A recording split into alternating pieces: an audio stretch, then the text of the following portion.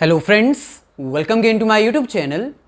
आज की इस वीडियो में हम बात करेंगे 11th क्लास के अकाउंटेंसी के लेजर चैप्टर के बारे में। और लेजर का ये हमारे पास सेकंड पार्ट है। फर्स्ट पार्ट हम ऑलरेडी कवर कर चुके हैं। फर्स्ट पार्ट में हमने लेजर अकाउंट के बेसिक कॉन्सेप्ट्स एक्सप्लेन किए थे और आपको बताया था कि किस तरह से जर्नल एंट्रीज की हेल्प से आप अपने लेजर अकाउंट्स मेंटेन कर सकते हैं। आज के सेकंड पार्ट में हम थोड़ा आगे बढ़ेंगे और बात करेंगे लेजर अकाउंट प्रिपेयर करने के बारे में, but without the help of journal, यानी आपको जर्नल एंट्रीज पास करने की जरूरत नहीं है। आज हम आपके साथ वो एक ट्रिक, वो एक कॉन्सेप्ट शेयर करेंगे जिसकी हेल्प से आप बिना जर्नल एंट्री रिकॉर्ड किए अपने लेजर अकाउंट्स मेंटेन कर सकते हैं। विदाउट जर्नल लेजर कैसे प्रिपेयर किए जाती है ये आज हम डिस्कस करेंगे।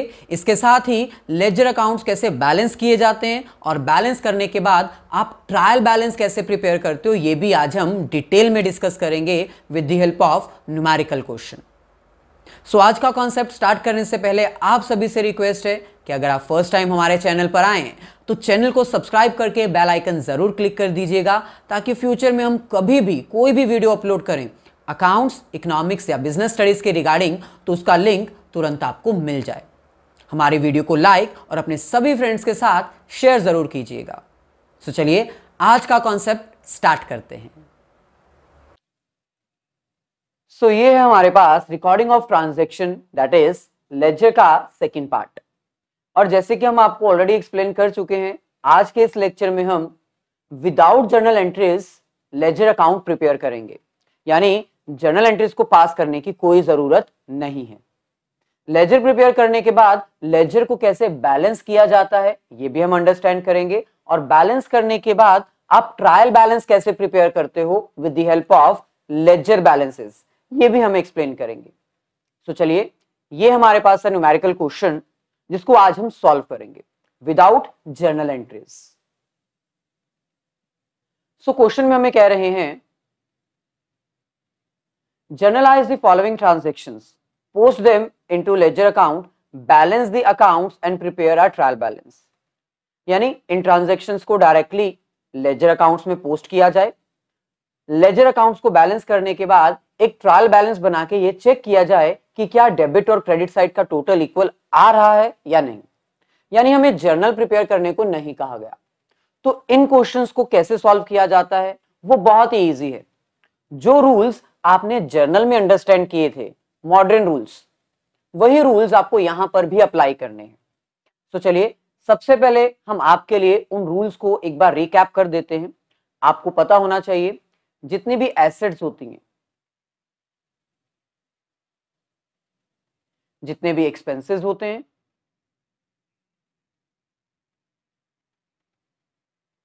जितने भी लॉस होते हैं, जो भी अमाउंट आप विड्रॉ करवाते हो अपने बिजनेस से पर्सनल यूज के लिए, यानी जितने भी ड्राइंग्स होती हैं, इन सभी का बैलेंस हमेशा डेबिट होता है, जर्नल में भी लेजर में भी। अगर ये आइटम्स आपकी इंक्रीज हो रही हैं तब आप इसको डेबिट ही करेंगे, और अगर ये डिक्रीज हो रही हैं तो क्रेडिट करेंगे। सिमिलरली एसेट्स के ऑपोजिट हमारे पास आता है लायबिलिटीज।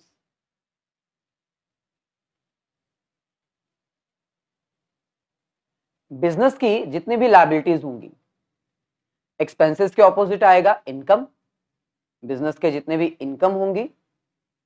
लॉस के ऑपोजिट आता है हमारे पास प्रॉफिट, बिजनेस का जितना भी प्रॉफिट होगा। और ड्राइंग्स के ऑपोजिट हमारे पास आता है कैपिटल, बिजनेस ने जो भी अमाउंट इन्वेस्ट की गई हो, इन सब का बैलेंस होता है क्रेडिट।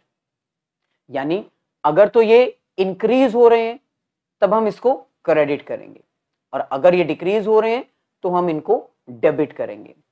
यानी जो रूल्स आपने जर्नल एंट्रीज में अंडरस्टैंड किए थे, सेम वही रूल्स आपको लेजर में भी फॉलो करने हैं। चलिए एक एक करके विदाउट जर्नल एंट्रीज हम इनको प्रिपेयर करते हैं।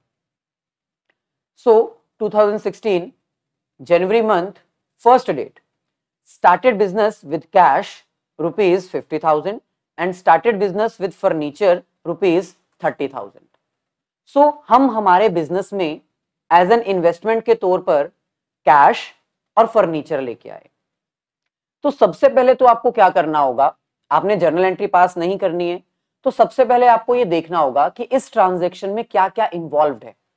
पहली चीज, आपने अपना बिजनेस स्टार्ट किया कैश की हेल्प से, तो कैश इन्वॉल्व है इस एंट्री में, यानी कैश का आपको एक अकाउंट ओपन करना पड़ेगा।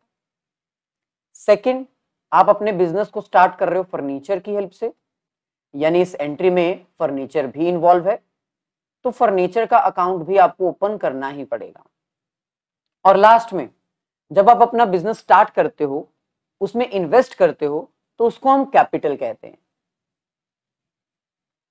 तो इसका मतलब कैपिटल भी इसमें इन्वॉल्व है। तो बस आपको कैश, फर्नीचर और कैपिटल, ये 3 अकाउंट्स ओपन करने पड़ेंगे लेजर अकाउंट्स मेंटेन करने के लिए। तो फर्स्ट रूल क्या है, अगर आप विदाउट जर्नल एंट्रीज की हेल्प से लेजर अकाउंट्स प्रिपेयर करना चाहते हैं तो आपको सबसे पहले अपनी ट्रांजैक्शन को डिवाइड करना है, पता लगाना है कि उसमें कौन कौन से अकाउंट्स इन्वॉल्व हैं, और वो पता लगाना ज्यादा मुश्किल नहीं है। तो चलिए सबसे पहले हम कैश, फर्नीचर और कैपिटल अकाउंट को ओपन करते हैं। सो ये हमारे पास है कैश अकाउंट। अब तक आपको इतना क्लियर हो गया होगा कि ये हमारे पास है left hand side debit side और राइट हैंड साइड हमारे पास होती है क्रेडिट साइड। कैश के बाद नेक्स्ट हमारे पास आएगा फर्नीचर अकाउंट।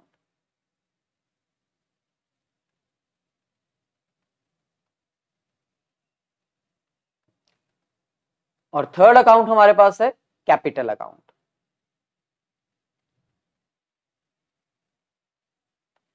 अच्छा, ट्रांजैक्शन को डिवाइड करने के बाद अब नेक्स्ट स्टेप क्या होगा, आपने जर्नल एंट्री नहीं पास करनी है तो विदाउट जर्नल कैसे लेजर प्रिपेयर हो। सिंपल है, कैश आपकी एसेट होती है, आप बिजनेस में कैश लेकर आ रहे हो, इसका मतलब कैश आपकी इंक्रीज हो रही है, क्योंकि कैश आपकी एसेट है, बिजनेस में आप कैश लेकर आ रहे हो, इसका मतलब एसेट बढ़ रही है। और एसेट जब बढ़ती है तो रूल्स के अकॉर्डिंग मैंने अभी बताया कि आप उसको डेबिट करोगे, तो इसका मतलब एंट्री जो है वो डेबिट साइड आएगी। सिंपल, आपको जर्नल एंट्री नहीं पास करनी, बिना जर्नल एंट्री के ये फाइंड आउट करना है कि लेजर में एंट्री कौन सी साइड आएगी, तो बस वो रूल्स याद कर लो जो मॉडर्न रूल्स हमने आपको सिखाए थे। सो कैश एसेट होती है, आप अपने बिजनेस में कैश लेकर आ रहे हो, इसका मतलब एसेट बढ़ रही है, और एसेट जब बढ़ती है तो डेबिट साइड एंट्री आती है, इसका मतलब हमें एंट्री डेबिट साइड ही रिकॉर्ड करनी है। सो यहां पर हम लिख देंगे Jan 1st 2016। So first entry हमारे पास क्या आएगी, ऑब्वियसली डेबिट साइड, अमाउंट हमारे पास है 50,000, क्योंकि 50,000 कैश हम लेकर आ रहे हैं। लेकिन यहां पर्टिकुलर में क्या लिखेंगे, सिंपल है, पर्टिकुलर में आपको लिखना होता है रीजन। आप कैश बिजनेस में लेकर आए, क्यों लेकर आए, क्योंकि आप अपना बिजनेस स्टार्ट करना चाहते हो, और जब बिजनेस स्टार्ट करने पे अमाउंट लेकर आई जाती है तो उसको कैपिटल कहते हैं। So to capital, as simple as that. Similarly next हमारे पास है फर्नीचर। अब फर्नीचर आपको भी पता है कि बिजनेस की एसेट्स होती हैं। अब ये एसेट बढ़ रही है या कम हो रही है, ऑब्वियसली हम बिजनेस में फर्नीचर लेकर आ रहे हैं, इसका मतलब एसेट हमारी बढ़ रही है, और एसेट जब बढ़ती है तो हम उसको डेबिट करते हैं। तो इसका मतलब फर्नीचर अकाउंट में भी एंट्री डेबिट साइड ही रिकॉर्ड की जाएगी। Same date 1st Jan 2016, amount कितनी आएगी 30,000। लेकिन पर्टिकुलर में हम क्या मेंशन करेंगे, सिंपल है, हम फर्नीचर बिजनेस में क्यों लेकर आए उसका रीजन, हम फर्नीचर लेके आए क्योंकि हम अपना बिजनेस स्टार्ट करना चाहते थे, यानी कि कैपिटल।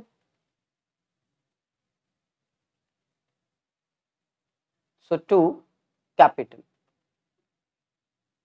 ऐसे ही लास्ट अकाउंट हमारे पास है कैपिटल अकाउंट।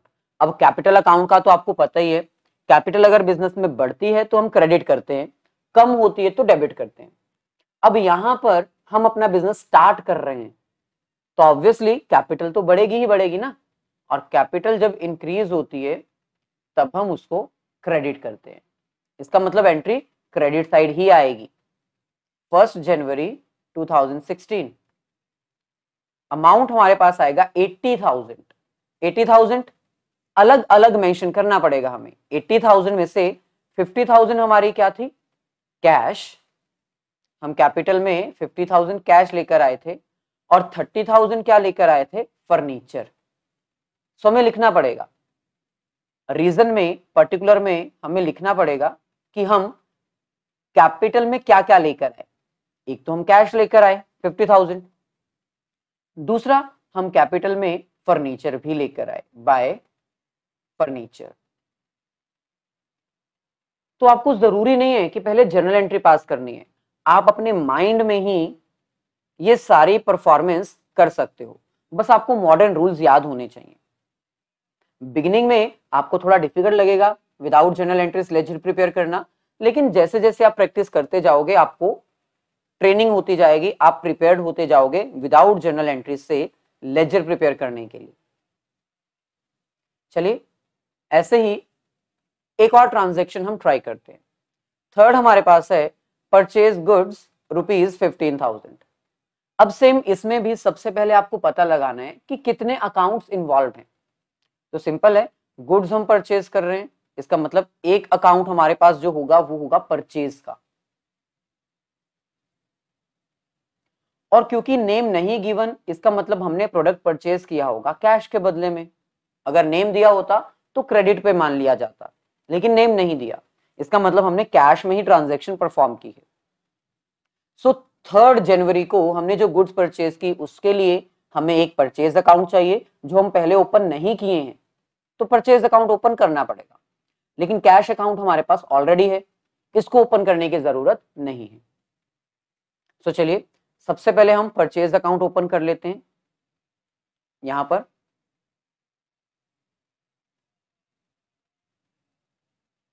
Purchase account. अच्छा, अब इसमें भी आपको सेम रूल्स अप्लाई करने हैं। परचेज हमने प्रोडक्ट किया है, परचेज करना हमारा एक्सपेंस होता है। जब भी हम कोई चीज परचेज करते हैं तो हमारा खर्चा बढ़ जाता है, और एक्सपेंसेस जब इंक्रीज होते हैं तो हम ऑब्वियसली उसको डेबिट करते हैं। इसका मतलब एंट्री जो है वो डेबिट साइड आएगी।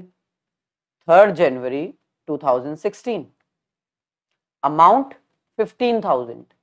लेकिन यहां रीजन में क्या लिखेंगे, सिंपल है, हमने प्रोडक्ट परचेज किया कैश के बदले में ना, तो यहां पर टू कैश आ जाएगा। रीजन में हमें ऑपोजिट आइटम लिखनी होती है, ये आपको भी पता है। तो purchase account debit to cash, हमने परचेज को डेबिट किया क्योंकि ये हमारा एक्सपेंस था, और क्योंकि हमने कैश में पेमेंट की है इसलिए रीजन में क्या लिखेंगे, पर्टिकुलर्स में टू कैश। सिमिलरली अब क्योंकि कैश अकाउंट भी इसमें इन्वॉल्व है तो हमें कैश के अकाउंट में भी एंट्री पास करनी पड़ेगी। अब एंट्री क्या थी, परचेज गुड्स। अगर हम गुड्स परचेज करेंगे तो ऑब्वियसली कैश हमारी बिजनेस में से कम हो जाएगी। कैश होती क्या है, एसेट। अगर हम कैश के थ्रू पेमेंट करेंगे तो एसेट्स हमारे डिक्रीज हो जाएंगे। एसेट्स का डिक्रीज होना मतलब क्रेडिट करना, क्योंकि एसेट जब डिक्रीज होती है तब हम उसको क्रेडिट करते हैं। तो एंट्री कौन सी साइड आएगी, ऑब्वियसली क्रेडिट साइड। सो 3 जनवरी 2016 अमाउंट 15,000, और पर्टिकुलर में रीजन क्या लिखेंगे, opposite, by purchases.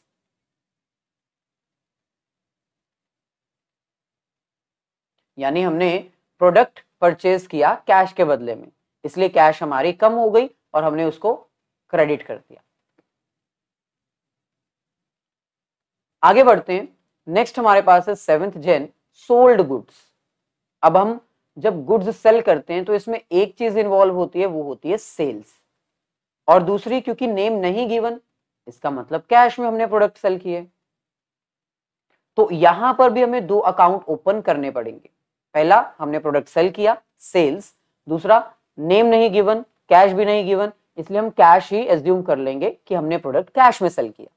So cash account, cash account तो ऑलरेडी हमारे पास है, सेल्स अकाउंट हमें ओपन करना पड़ेगा। अमाउंट है 20,000। तो चलिए यहां पर हम एक नया अकाउंट ओपन कर लेते हैं। Sales account. अब सेल्स करना ऑब्वियसली हमारी इनकम होती है, आपको भी पता है, और इनकम जब इंक्रीज होती है तब हम उसको क्रेडिट करते हैं। इसका मतलब यहां पर एंट्री क्रेडिट साइड आएगी। डेट हमारे पास है 7 जनवरी 2016, अमाउंट 20,000। लेकिन यहां पर रीजन क्या लिखेंगे? हमने प्रोडक्ट सेल किया, हमारी इनकम है, हम क्रेडिट कर रहे हैं, बदले में हमें कैश मिल रही है, बाय कैश। इसका मतलब हमने प्रोडक्ट सेल किया कैश के बदले में। अब क्योंकि कैश अकाउंट भी इन्वॉल्व है, इसलिए हमें यहां पर कैश अकाउंट में भी ट्रांजैक्शन रिकॉर्ड करनी पड़ेगी। हमने प्रोडक्ट कैश में सेल किया, कैश हमें रिसीव हो रही है, कैश हमारी एसेट होती है, एसेट हमारे बिजनेस में आ रही है यानी कि बढ़ रही है, और एसेट जब बढ़ती है तो हम उसको डेबिट करते हैं। तो इसका मतलब एंट्री कहां पर आएगी? डेबिट साइड, 7 जनवरी 2016, अमाउंट 20,000। और रीजन क्या लिखेंगे? Obviously to sales. हमारे पास हमारे बिजनेस में कैश आ रही है, लेकिन कहां से आ रही है? सेल्स करके, तो इसलिए debit side to sales. Next हमारे पास है कैश डिपॉजिट इनटू बैंक। हमारे बिजनेस में हमारे पास जो कैश था वो हमने बैंक में डिपॉजिट करवा दिया। इसका मतलब यहां पर एक तो कैश इन्वॉल्व है, दूसरा बैंक बैलेंस भी इन्वॉल्व है। तो कैश अकाउंट तो हमारे पास ऑलरेडी है, बैंक अकाउंट नहीं है, तो वो हमें ओपन करना पड़ेगा। 9 जनवरी, अमाउंट हमारे पास है 12,000। तो चलिए बैंक अकाउंट हम यहां पर ओपन कर लेते हैं। बैंक अकाउंट, अब बैंक हमारी ऑब्वियसली एसेट होती है, बैंक बैलेंस हमारी एसेट कहलाती है। अगर हम कैश बैंक में डिपॉजिट करवाएंगे तो ऑब्वियसली बैंक बैलेंस हमारा इंक्रीज हो जाएगा, यानी एसेट हमारी इंक्रीज हो जाएगी, और एसेट जब इंक्रीज होती है तब हम उसकी एंट्री डेबिट साइड करते हैं। तो इसका मतलब एंट्री तो डेबिट साइड ही आएगी। 9 जनवरी 2016, अमाउंट 12,000।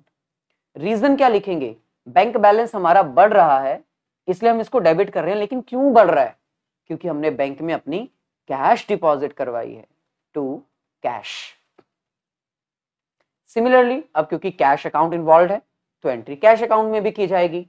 हमने हमारा कैश जो हमारे पास था वो बैंक में डिपॉजिट करवा दिया, जिसके कारण कैश हमारी डिक्रीज हो गई। कैश अगेन एसेट होती है, एसेट जब डिक्रीज होती है तब हम उसको क्रेडिट करते हैं।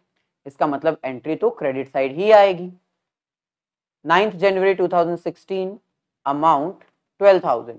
कैश हमारी डिक्रीज हो रही थी इसलिए हमने इसको क्रेडिट कर दिया। लेकिन भाई कैश डिक्रीज हुई क्यों? हमने कुछ परचेज किया था क्या? नहीं, हमने उसको बैंक में डिपॉजिट करवा दिया, बाय बैंक।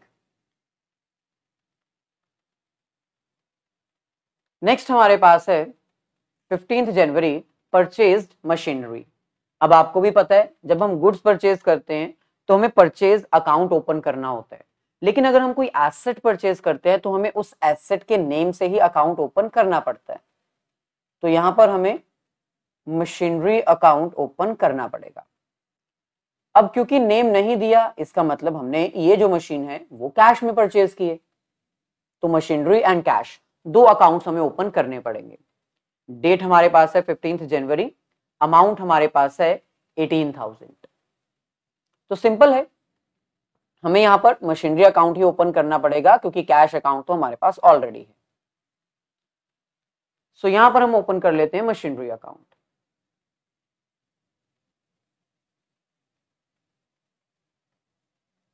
अच्छा, अब जैसे कि आपको पता है कि मशीनरी हम बिजनेस में परचेज करके लेकर आ रहे हैं, मशीनरी बिजनेस में आ रही है। मशीनरी होती क्या है? ऑब्वियसली हमारी एसेट्स होती हैं। जब मशीनरी बिजनेस में आएगी तो एसेट बढ़ेगी, एसेट जब बढ़ती है तब हम उसको डेबिट ही तो करते हैं। तो इसका मतलब एंट्री यहां डेबिट साइड ही रिकॉर्ड की जाएगी। 15 जनवरी 2016, अमाउंट हमारे पास है 18,000। मशीनरी बिजनेस में आ रही है, एसेट है, बढ़ रही है, इसलिए हम डेबिट कर रहे हैं। लेकिन मशीन आ कैसे रही है? क्योंकि हम कैश में पेमेंट कर रहे हैं, इसलिए तो मशीन आ रही है, इसलिए टू कैश। पर्टिकुलर रीजन में क्या लिखेंगे? To cash. सिमिलरली अब कैश अकाउंट इसमें इन्वॉल्व है, तो यहां पर भी हमें एंट्री रिकॉर्ड करनी पड़ेगी। अगेन यहां पर कैश हमारी डिक्रीज हो रही है, कैसे पता चला? सिंपल है, मशीन परचेज करेंगे, कैश में पैसा देंगे, कैश जा रही है, कम हो रही है, एसेट जब कम होती है तो क्रेडिट करते हैं। सो 15 जनवरी 2016 को 18,000 रुपीज हमारे कम हो गए। क्यों कम हो गए? क्योंकि हमने मशीन परचेज की है। सो पर्टिकुलर में क्या लिखेंगे? By machinery. As simple as that, बहुत ही आसान है। Next 18 January purchase goods by means of cheque rupees 5,000। अब हमने गुड्स परचेज की हैं, तो इसका मतलब परचेज अकाउंट इसमें इन्वॉल्व है, जो हम ऑलरेडी ओपन कर चुके हैं, दोबारा ओपन करने की जरूरत नहीं है। और हमने गुड्स जो परचेज किए इस बार बैंक यानी चेक के थ्रू परचेज किए, और बैंक अकाउंट भी हमारा एक बार ओपन हो चुका है, दोबारा ओपन करने की जरूरत नहीं है। 5,000। तो चलिए सबसे पहले हम परचेज अकाउंट में अपनी ट्रांजैक्शन को रिकॉर्ड करते हैं। परचेज करना ऑब्वियसली अगेन एक्सपेंस होता है, एक्सपेंसेस हमारे बढ़ रहे हैं, इसका मतलब एंट्री जो है वो डेबिट साइड ही आएगी। सो 18 जनवरी 2016 5,000 का प्रोडक्ट हमने परचेज किया, परचेज करना एक्सपेंस होता है इसलिए हमने डेबिट किया। लेकिन परचेज किया कैसे? कैश के थ्रू नहीं, चेक के थ्रू, यानी इस बार हमने पेमेंट बैंक में से की है, तो इसलिए रीजन क्या लिखेंगे? To bank. ऐसे ही अब हमें बैंक अकाउंट में भी ट्रांजैक्शन रिकॉर्ड करनी होगी। बैंक अगेन हमारी एसेट होती है, लेकिन इस बार ये एसेट हमारी कम हो रही है क्योंकि हमने बैंक में से पेमेंट की है। एसेट जब कम होती है तो हम उसको क्रेडिट करते हैं। सो एंट्री जो है वो क्रेडिट साइड आएगी। 18 जनवरी 2016 5,000। लेकिन पर्टिकुलर में क्या लिखेंगे? हमारा बैंक बैलेंस कम हो तो रहा है, हम क्रेडिट तो कर रहे हैं, लेकिन क्यों क्रेडिट हो रहा है, ये क्यों कम हो रहा है? क्योंकि हमने प्रोडक्ट परचेज किया, तो इसलिए बाय परचेजेस। 5,000। आगे बढ़ते हैं। नेक्स्ट हमारे पास है 21 जनवरी परचेज गुड्स फ्रॉम ईश्वर। अब यहां पर कैश नहीं दिया, पर्सन का नेम दिया, यानी हमने प्रोडक्ट परचेज तो किया, इसमें परचेज अकाउंट इन्वॉल्व है, लेकिन इस बार हमने उधार पे प्रोडक्ट परचेज किया है। किससे? ईश्वर से। तो इसका मतलब हमें यहां पर ईश्वर का अकाउंट ओपन करना पड़ेगा। परचेज अकाउंट हमारे पास ऑलरेडी है, अमाउंट 25,000। तो चलिए रिकॉर्ड कर लेते हैं।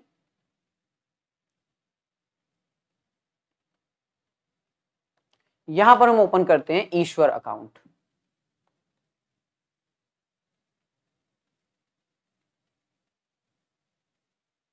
अच्छा, अब ईश्वर वो पर्सन है जिससे हमने प्रोडक्ट परचेज किया और उसको पैसे भी नहीं दिए।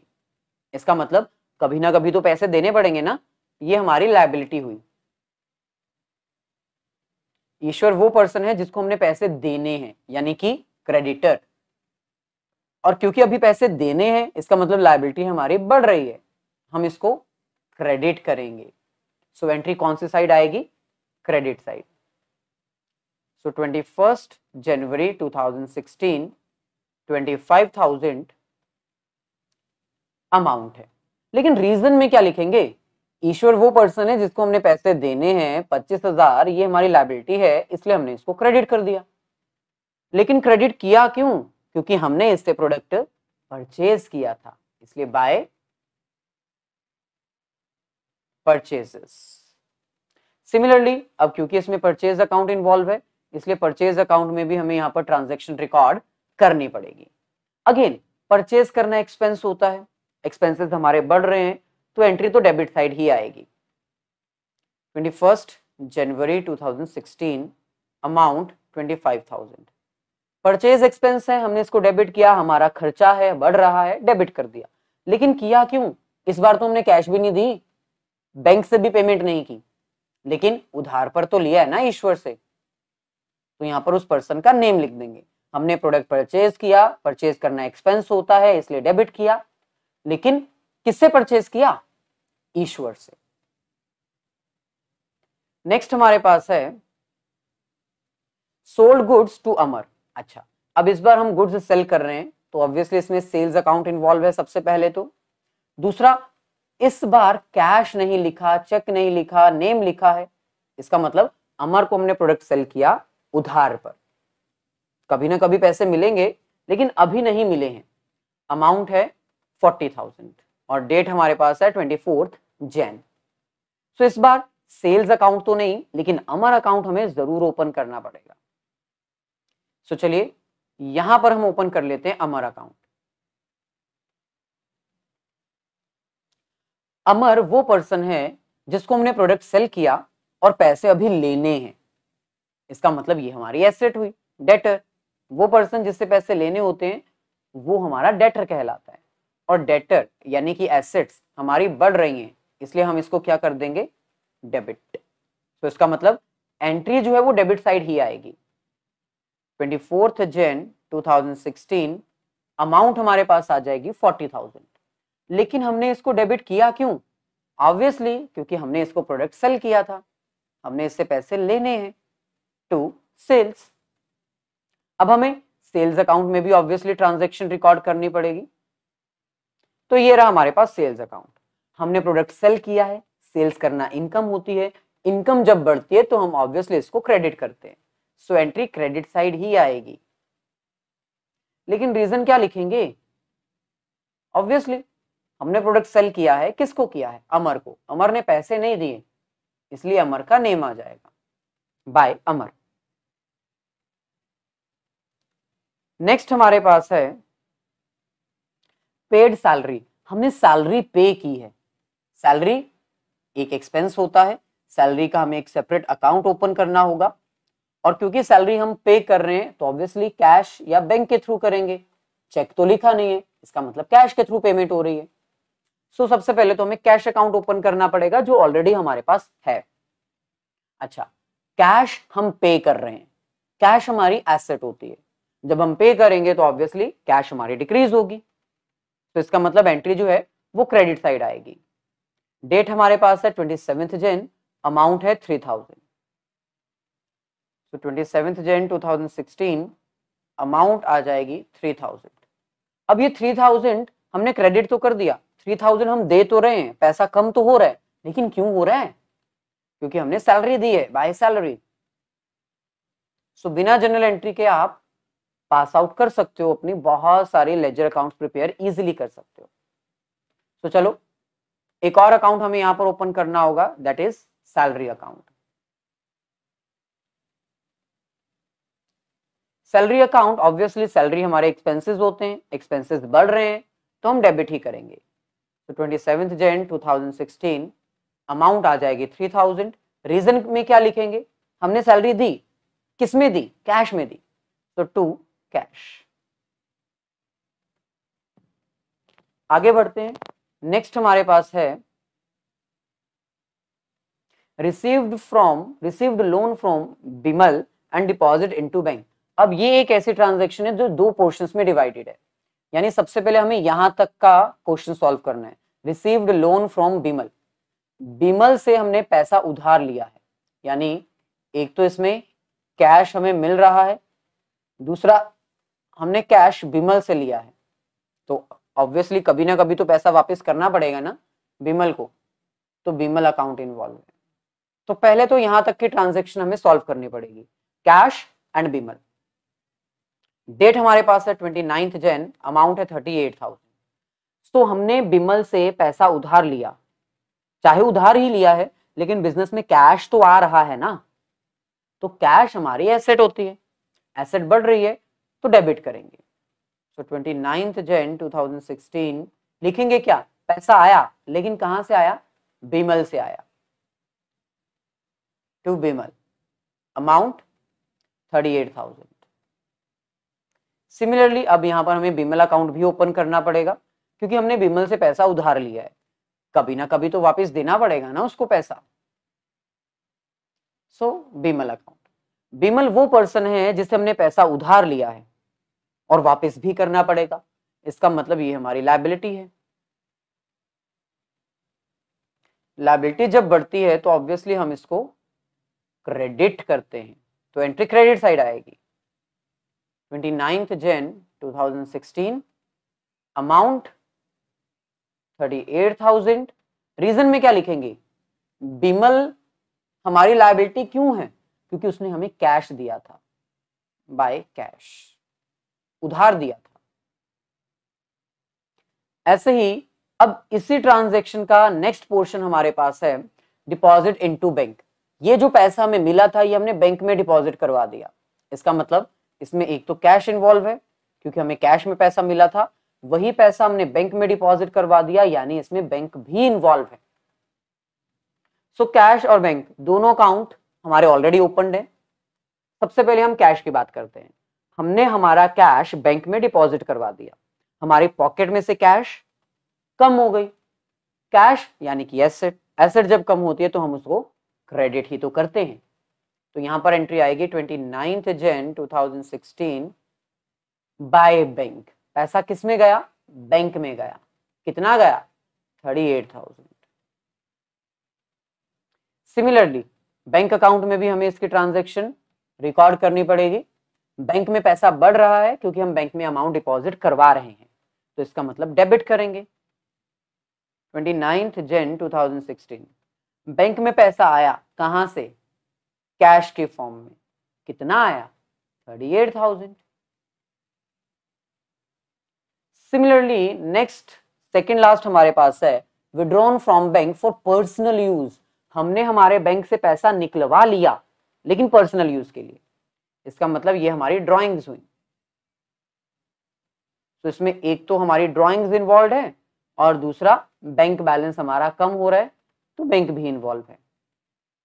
सो ड्राइंग अकाउंट हमने अभी तक कहीं ओपन नहीं किया, ड्राइंग्स अकाउंट हमें ओपन करना पड़ेगा। बैंक अकाउंट ऑलरेडी हमारा ओपन है। तो चलिए इसको रिकॉर्ड करते हैं। 30th Jan amount 15,000। सबसे पहले हम बैंक अकाउंट में आ जाते हैं।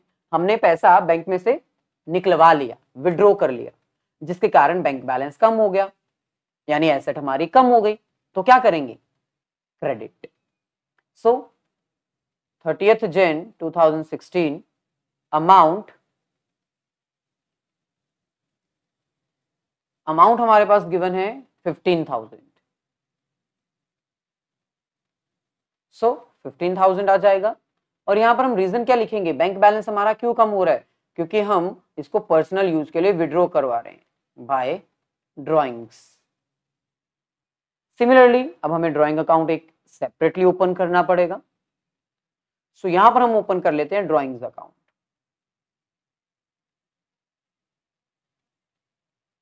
अच्छा, ड्राइंग करना आपको भी पता है, रूल्स के अकॉर्डिंग डेबिट ही किया जाता है। तो डेबिट साइड हमारी एंट्री आएगी अमाउंट 15,000। रीजन क्या लिखेंगे? हमने पैसा विड्रॉ करवाया, किस में से? बैंक में से, टू बैंक। ऐसे ही लास्ट एंट्री हमारे पास है रिसीव्ड रेंट, यानी कि इसमें एक तो रेंट इन्वॉल्व है, दूसरा कैश इन्वॉल्व है, क्योंकि ऑब्वियसली रेंट या तो चेक या फिर बैंक के थ्रू या कैश के थ्रू मिला ही होगा हमें, कुछ मेंशन नहीं है तो कैश। अच्छा, सो 31st January amount 2500। Cash account हमारा ऑलरेडी ओपन है, कैश हमें रिसीव हो रही है तो डेबिट करेंगे। 31st Jan 2016 पैसा आया, कहां से? रेंट से। कितना आया? 2500। सिमिलरली अब हमें रेंट अकाउंट भी एक सेपरेटली ओपन करना पड़ेगा, क्योंकि वो अभी तक तो हमने ओपन कहीं नहीं किया। सो ये हमारे पास है रेंट अकाउंट। रेंट रिसीव करना इनकम होता है, रेंट हमारी इनकम है, और इनकम जब इंक्रीज होती है तो हम उसको ऑब्वियसली क्रेडिट ही तो करते हैं। तो ये एंट्री क्रेडिट साइड आएगी। 31st Jan 2016 amount 2500। रीजन में क्या लिखेंगे? रेंट हमें मिला, किस में मिला? कैश में, तो बाय कैश। सो इस तरह से जितनी भी हमारी जर्नल ट्रांजैक्शंस हमें गिवन थी उसको हमने लेजर में रिकॉर्ड कर लिया विदाउट पासिंग एनी जर्नल। अब हमें इन्हीं को बैलेंस करना है, और बैलेंस करना कोई डिफिकल्ट नहीं होता। प्रीवियस सेशन में भी मैंने आपको बताया था, बैलेंस करने के लिए सबसे पहले आपको डेबिट साइड और क्रेडिट साइड का टोटल करना होता है। सो चलिए यहां पर हम डेबिट और क्रेडिट साइड का पहले टोटल कर लेते हैं। सबसे पहले डेबिट साइड का टोटल हमारे पास आएगा कैश अकाउंट में 50,000 प्लस 20,000 प्लस 38 प्लस 2500, तो ये आ जाएगा 1,10,500। ये आपका डेबिट साइड का टोटल है। ऐसे ही हमें क्रेडिट साइड का भी टोटल करना है। सो क्रेडिट साइड का टोटल हमारे पास है 15,000 प्लस 12,000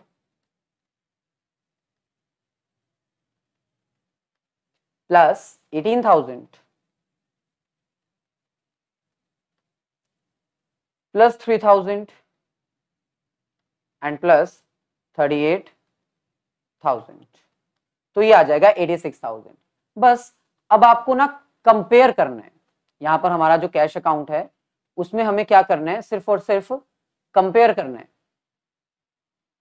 कि कौन सी साइड बड़ी है और कौन सी साइड छोटी है। देखने में ही पता चल रहा है डेबिट साइड ज्यादा है, क्रेडिट साइड कम है। तो जोन सी साइड आपका बैलेंस कम है वहां पर आपको बैलेंस सबसे पहले क्या करना होता है, carry down, bye balance carry down, equal करने के लिए। यहां पर आपके पास टोटल कितना है, 1,10,500, तो यहां पर भी आपको जो क्रेडिट साइड है वहां पर भी आपको 1,10,500 करना पड़ेगा। कैसे करोगे, दोनों का डिफरेंस लेके 1,10,500 में से 86,000 हम माइनस कर देंगे। सो 1,10,500 माइनस 86,000, तो ये आ जाएगा 24,500। तो 24,500 आपका बैलेंस है कैरी डाउन। अब यही बैलेंस आपको कैरी डाउन कौन सी डेट को करना होता है, जो मंथ चल रहा है उस मंथ की आखिरी डेट को। जैसे आपका कौन सा मंथ चल रहा है, जनवरी का, जनवरी की लास्ट डेट कौन सी होती है, 31 जनवरी 2016। यही बैलेंस आपको नेक्स्ट मंथ के लिए यहां पर ब्रोड डाउन भी करना होगा। जिस साइड आपका बैलेंस कम होगा उस साइड आपको कैरी डाउन, और उसके ऑपोजिट साइड आपको ब्रोड डाउन, यानी नेक्स्ट मंथ की डेट को 1 फरवरी 2016 को आपको ये बैलेंस यहां पर क्या करना होगा, टू बैलेंस ब्रोड डाउन, क्योंकि नेक्स्ट मंथ भी यही बैलेंस आपको यूज करना है। इस बैलेंस का मतलब पता क्या है, इस बैलेंस का मतलब है कि जनवरी के मंथ में इतना पैसा आपको रिसीव हुआ, जिसमें से जनवरी के मंथ में आपने इतना पैसा यूज कर लिया पेमेंट करने पर। तो बताओ कितना बैलेंस आपके पास बचा, दोनों का डिफरेंस 24,500 अभी भी हमारे पास बिजनेस में है, जिसको हम नेक्स्ट मंथ फिर से यूज करेंगे। सो ऐसे ही आपको सारे अकाउंट बैलेंस करने हैं, डेबिट साइड का टोटल, क्रेडिट साइड का टोटल बैलेंस करके कैरी डाउन और ब्रोड डाउन करना।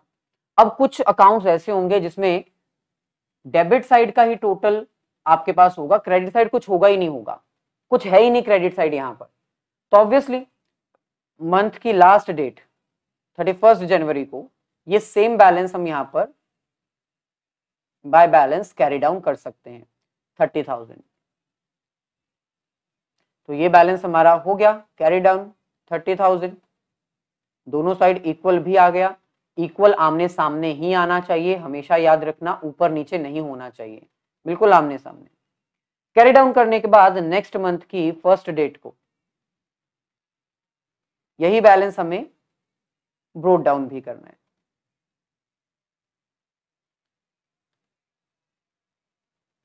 ऐसे ही नेक्स्ट कैपिटल अकाउंट में हमारे पास क्रेडिट साइड ही टोटल है, डेबिट साइड कुछ नहीं है।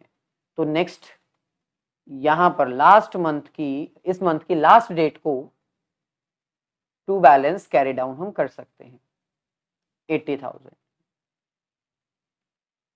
दोनों का इक्वल सेम आ गया, 80,000 यहां पर भी और 80,000 यहां पर भी।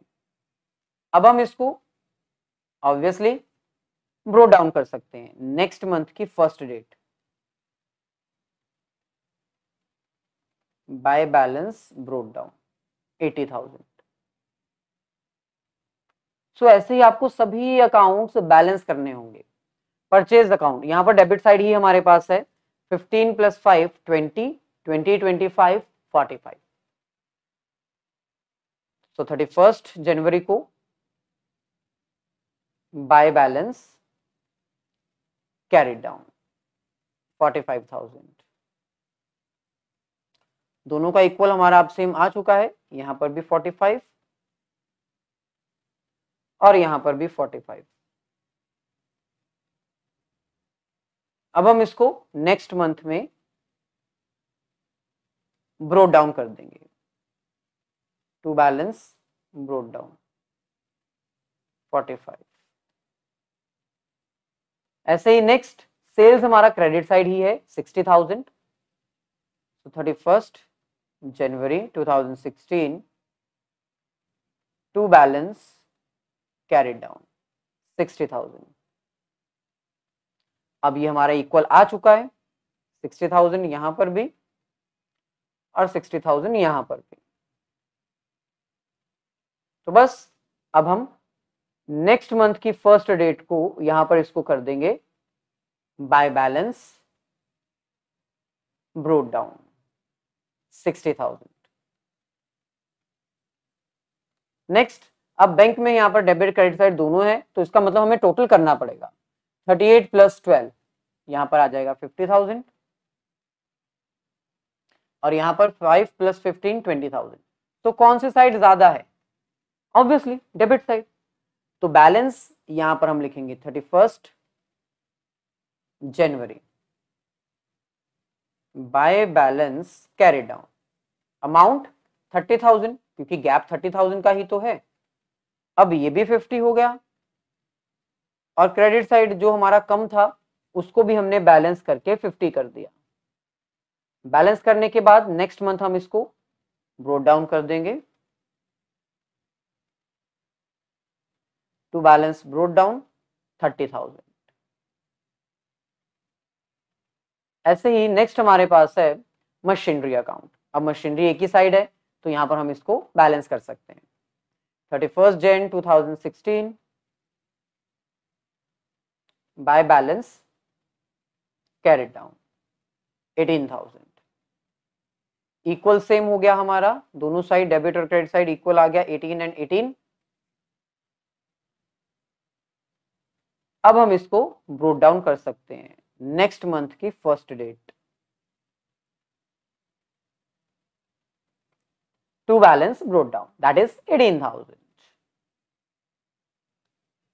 मतलब मेन आपको पोस्टिंग करना ही है, पोस्टिंग करना आ गया तो बैलेंस करना कोई मुश्किल नहीं है।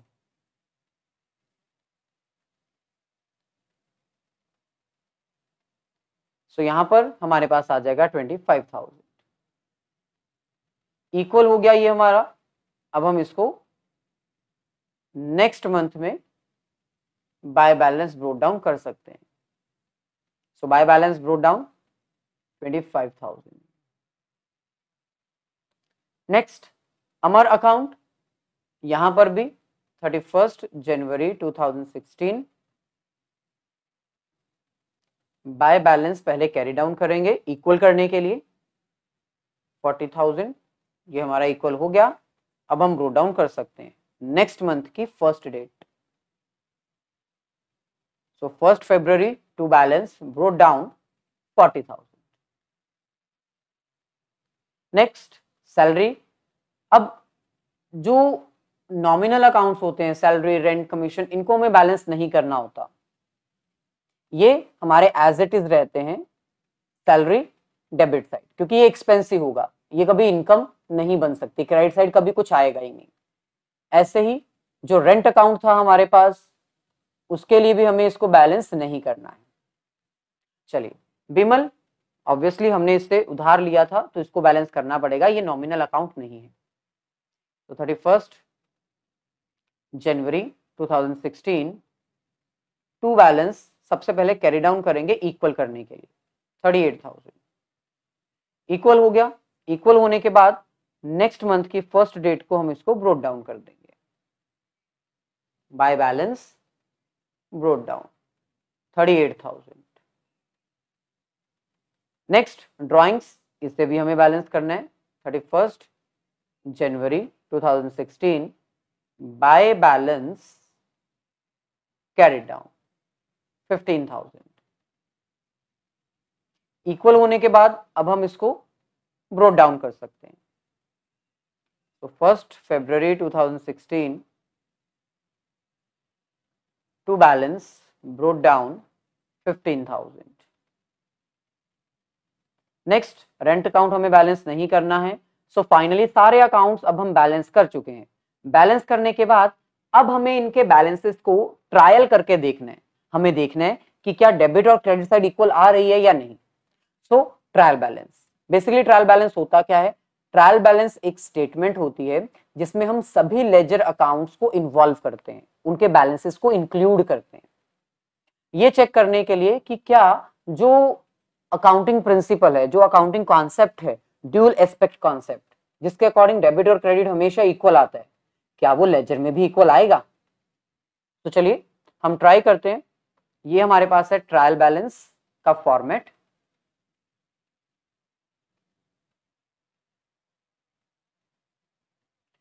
ये है हमारे पास सीरियल नंबर। यहां पर हम लिखेंगे अपने अकाउंट का नेम। सो पहला अकाउंट हमारा कैश अकाउंट है। अब हमें वो देखना है कि इसका टोटल जो ब्रोट डाउन है वो कितना है और कौन से साइड है, डेबिट साइड है या क्रेडिट साइड है। तो चलिए हम अपने पहले अकाउंट पे आ जाते हैं। ये रहा हमारा first cash account. Trial balance prepare करते हुए हमें सिर्फ ब्रोट डाउन देखना होता है कि ब्रोट डाउन कौन से साइड है। कैश अकाउंट का ब्रोट डाउन डेबिट साइड है। कितनी अमाउंट है? 24,500। तो ठीक है, हम अपने ट्रायल बैलेंस में यही अमाउंट लिखेंगे। Cash debit side 24,500, credit side कुछ नहीं आएगा। सो जितने भी अकाउंट्स हमने बनाए उन सबके ब्रोट डाउन बैलेंस हमें रिकॉर्ड करने हैं। नेक्स्ट हमारे पास है फर्नीचर अकाउंट, डेबिट साइड 30,000, तो इसको भी रिकॉर्ड कर लेते हैं। Second furniture debit side 30,000। Next capital account. Capital account में हमारा बैलेंस क्रेडिट साइड है, ब्रोट डाउन क्रेडिट साइड है ना, 80,000। So third capital account, credit side 80,000। Next purchase account, amount debit side 45,000।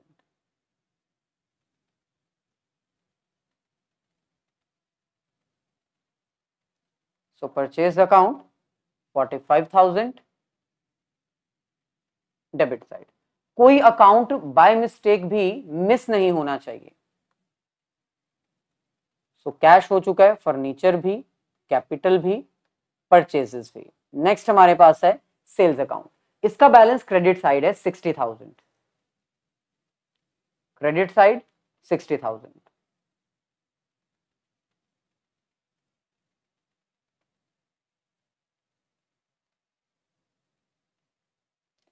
Next bank account. अब इसका balance debit side है 30,000। तो sixth bank account debit side 30,000। Next हमारे पास है machinery account, debit side brought down है 18,000। तो seventh machinery account 18,000 debit side. Next Ishwar account.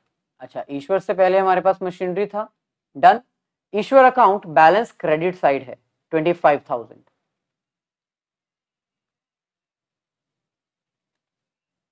सो 8th Ishwar account credit side 25,000। Next हमारे पास है Amar account debit side 40,000। 9th Amar account debit side 40,000। Next salary account, इसको हमें बैलेंस नहीं करना होता है क्योंकि ये डेबिट साइड ही आएगी क्योंकि एक्सपेंस है। सो 30,000 सैलरीज।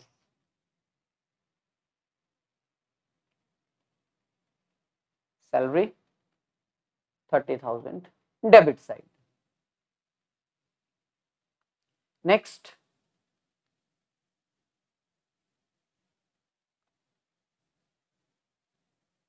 अच्छा, सैलरी अकाउंट हमने कर लिया। बिमल अकाउंट, और ये क्रेडिट साइड है 38,000। तो 11th Bimal 38,000। Next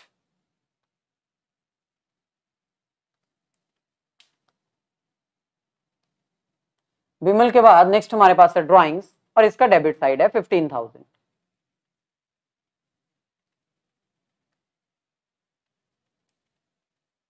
so drawings 15,000 debit side.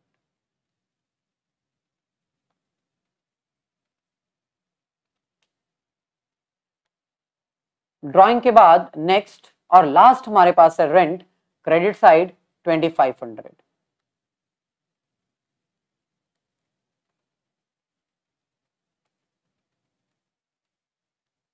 बस सारी अकाउंट्स एक बार रिकॉर्ड करने के बाद फाइनली हमें चेक कर लेना चाहिए क्या सारे अकाउंट्स हम इन्वॉल्व कर चुके हैं। तो काउंट कर लेते हैं। 1 2 3 4 5 6 7 8 9 10 11 12 13। सो 13 अकाउंट हमारे यहाँ पर ट्रायल बैलेंस के पास होने चाहिए और 13 ही हैं। अब हमें डेबिट साइड और क्रेडिट साइड का सिर्फ टोटल करना है, और अगर ये टोटल इक्वल आएगा इसका मतलब हमारी कैलकुलेशन एकदम सही है। तो हम डेबिट साइड का सबसे पहले टोटल करते हैं। 24,500 plus 30,000 plus 45,000 plus again 30,000 plus 18,000 plus 40,000 plus 30,000 again, and last is 15,000। तो ये आ जाएगा 2,32,500। सेम हमारे पास क्रेडिट साइड भी आना चाहिए, तो चेक कर लेते हैं। 80,000 प्लस 60,000 प्लस 25,000 प्लस 38,000 प्लस 2,500। तो ये हमारे पास आ रहा है 2,05,500। इट मीन्स बाय चांस क्या हमने कोई ट्रांजैक्शन मिस की है? कितना डिफरेंस आ रहा है? Let's check. 2,32,500 27,000। क्या 27,000 की कोई एंट्री बाय मिस्टेक हमने मिस की है क्या? 27,000। क्रेडिट साइड कोई ऐसी अमाउंट जो हमसे मिस हो गई हो? Cash, furniture, then capital, purchases, sales, bank, machinery, Ishwar 25,000, Amar salary, Bimal, drawings, rent. हमारी तरफ से सारी एंट्रीज यहां पर हम इंक्लूड ऑलरेडी कर चुके हैं। एक बार हम इसका एडिशन दोबारा से चेक कर लेते हैं।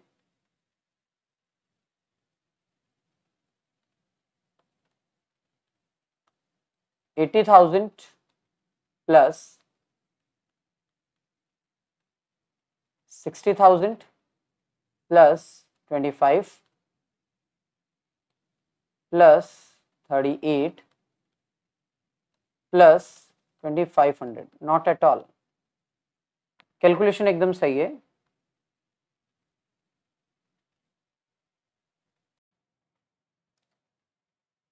सो यहां पर हमने चेक किया और हमें हमारी मिस्टेक का क्या पता चला कि भाई सैलरी सिर्फ 3000 ही है और हमने उसको 30,000 रिकॉर्ड किया हुआ है। दैट इज वाई इतना डिफरेंस आ रहा है। तो यहां पर हमने सैलरी एक बार चेक किया तो वो 3000 ही है, तो हमें 3000 ही रिकॉर्ड करनी पड़ेगी। तो चलिए इसको करेक्ट कर देते हैं और फिर हमारा आंसर जो है वो मैच हो जाएगा। यानी ट्रायल बैलेंस की हेल्प से आप अपनी मिस्टेक्स का पता लगा सकते हैं। ट्रायल बैलेंस अर्थमेटिक एक्यूरेसी को चेक करने के लिए ही बनाया जाता है। तो यहां पर हम 3000 रिकॉर्ड कर देते हैं।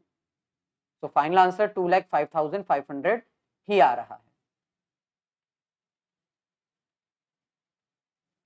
सो 2,05,500 डेबिट साइड भी और 2,05,500 क्रेडिट साइड भी। सो ये था हमारा आज का लेक्चर, जिसमें हमने आपको विदाउट जर्नल एंट्रीज की हेल्प से लेजर अकाउंट प्रिपेयर करना, ट्रायल बैलेंस प्रिपेयर करना सिखाया और उसको बैलेंस करना भी सिखाया। ये क्वेश्चन आप जरूर ट्राई करिएगा, ये आपका होमवर्क है। कमेंट करके ट्रायल बैलेंस का टोटल का आंसर जरूर बताइएगा। अगर आपका आंसर सही होगा तो हम आपके कमेंट को लाइक जरूर करेंगे। तो मिलेंगे नेक्स्ट सेशन में। आई होप ये वीडियो आपको अच्छी लगी हो। अगर अच्छी लगी है, आपको कॉन्सेप्ट क्लियर हो चुके हैं, तो वीडियो को लाइक और अपने सभी फ्रेंड्स के साथ शेयर जरूर कर दीजिएगा। चैनल पे फर्स्ट टाइम आए हैं तो चैनल को सब्सक्राइब करके बेल आइकन भी क्लिक कर दीजिएगा, ताकि फ्यूचर में अगर हम कोई भी वीडियो अपलोड करते हैं अकाउंट्स, इकोनॉमिक्स या बिजनेस स्टडीज के रिगार्डिंग, तो उसका लिंक तुरंत आपको मिल जाए। All the very best, have a nice day and great day.